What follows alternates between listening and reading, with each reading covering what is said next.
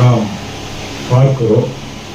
ஏனென்று சொன்னால் பௌத்தம் என்பது தமிழ் தேசியத்தினுடைய அடிப்படை கூறாக ஒரு காலத்தில் இருந்தது என்பதை ஒரு நினைவு கூறல் வழியாக இந்த நிகழ்வு கொண்டு வரும் என்பதை நான் உறுதியாக நம்புகிறேன்.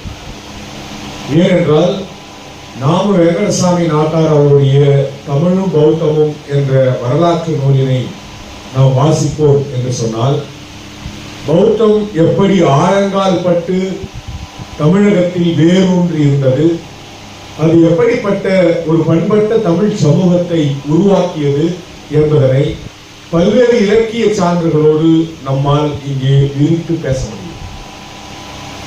தமிழில் இருக்கக்கூடிய 50 காப்பியங்கள், இந்தியாவில் இருக்கக்கூடிய பல்வேறு மொழிகளில் இயங்கக்கூடிய இலக்கிய காப்பியங்களில் மனிதர்களை பற்றி பேசிய காப்பியங்கள் தமிழில் மட்டும்தான் உண்டு.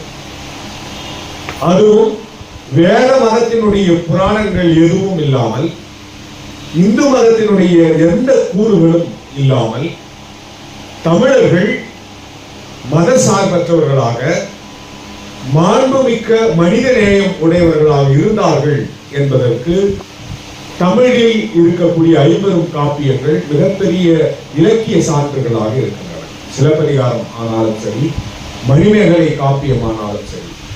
மணிமேகலை காப்பியத்தில் மணிமேகலையுடைய வேலை என்னவென்று சொன்னால், இதை போன்ற அறம் சார்ந்த அரங்குகளில் அறவாணர்களோடு சேர்ந்து அவர்களோடு விவாதங்கள், உரையாடல்களை நடத்தி அந்த உரையாடல்களின் மூலம் அறத்தை வளர்ப்பது என்பது ஒன்றும், இன்னொன்று மணிமேகலுடைய கைகளில் ஆபுத்திரனால் தரப்பட்ட அட்சய பாத்திரம் என்ற அந்த பாத்திரம் அவளுடைய மிக முக்கியமான பணியாக அந்த பணி இன்று வரை உலக அளவில் கருதப்படுகிறது. இது காப்பியங்கள் தான், எழுதப்பட்டவைகள் தான்.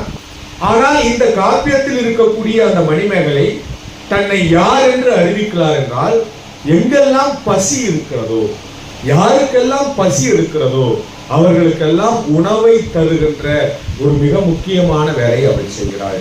ஆகவே அவள் பசிப்பினி மருத்துவச்சி என்று சொல்கிறார். அப்ப ஒரு மிகப்பெரிய பாத்திரம் கொண்ட படைப்புகள் தமிழில் இயங்கிக் கொண்டிருக்கின்றன. அதே போல அண்ணன் அவர்கள் சொன்னதை போல களப்பிரர்கள் காலத்தை வரலாற்றை எழுதியவர்கள் இருண்ட காலம் என்று எழுதினார்கள். ஆனால் அதுதான்